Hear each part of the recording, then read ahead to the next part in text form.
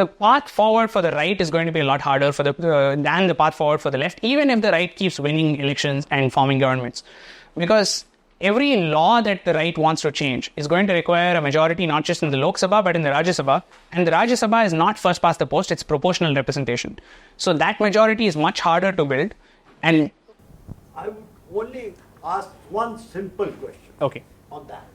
When the laws were altered by Indira Gandhi or Nehru or Straw, they didn't go through the bloody parliament. They just put it. Why can't we do that? It will be a few riots. Let 10,000, 20,000, 100,000 people die. We don't have shortage of men. But let it happen that way. Why? I mean, did they do it through parliament? No.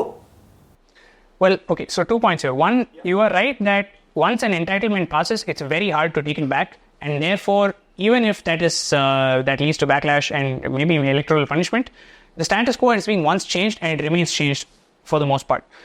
On the other hand, I would argue against what you're saying simply because I think that political stability in itself has great value, and inciting that kind of violence and that kind of instability is not really good for India's growth story. It's not good for the Indian people.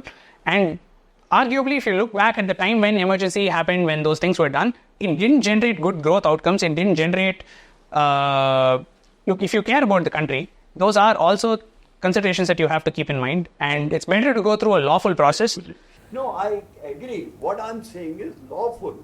But you see, the basic thing, whatever in India government we say, the president is so-and-so, so we can do it. You go to any government officer, be it a secretary to the government, be it a minister, oh, this was done, then it is okay. This is the normal. So when we have examples of so many ridiculous things done by them, we are only going back to what it was. We are not even making advantages for ourselves. Right. They did advantages for themselves. Here we are only going what the original constitution was, that's all. Right. We are saying the changes which they made are null and void, that's all. Yes. Right, but weren't most of Indira Gandhi's changes rolled back by the next government? You read all that. I mean, I've gone through a lot. Okay. I read a lot. Okay. And I mean, I can only tell you one thing. The stupidity, the absurdity of Nehru imposing a ban on this RSS. Right. And RSS people not even giving a damn, not RSS, what I'm saying is the children of refugees who have come from Pakistan. I know RSS volunteers were escorting about 65, 70 of our group with Hindus and Sikhs. And then after leaving us on this side of the border, they were going again to bring another group. Even if they are slaughtered, they were not bothered. That's the sacrifice that RSS had. Extraordinarily brave of them. Had they not done that, at least 100,000 more Hindus would have been butchered. I know that from my personal experience. Okay. Are you a child of partition?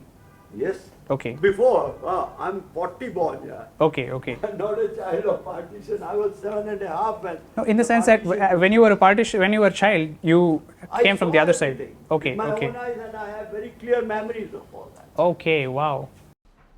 So, Congress won 74%, 75%, 73%, and 68% in 4 of the 5 elections that happened right after India became independent. So that is possible. You can win that much in the Lok Sabha. However, how do you get that number in the Rajya Sabha? Because in the Rajya Sabha, it is some form of proportional representation at the state level. And because of that, you can't get 67% of Rajya Sabha members, even in the best case with optimal sort of geographic concentration, unless you have 55% or higher of the national vote. And therefore, for the BJP to want to change the constitution, it will always require other parties to support it. So I would argue that the Congress coalition right now is much more ideologically coherent, whereas the BJP and its allies have a lot of ideological differences between them. The path forward for the BJP must be to try and persuade its coalition partners to adopt some of its ideological planks, and also to try and build outreach to voters who vote for the other parties so that at least at the level of public opinion, the level of consensus for these constitutional changes can come up to 65%, 70%, maybe even higher. Because if you're going to make any change to what is now a stable system, it should require that degree of consensus before something like that would be, first of all, be worthwhile in terms of the disruption, and secondly, would force enough of the other parties to acquiesce to the change. That's kind of what happened with Article 370 in 2019, for example. That was, although it was not passed as a constitutional amendment, it did receive 2/3 support in both houses.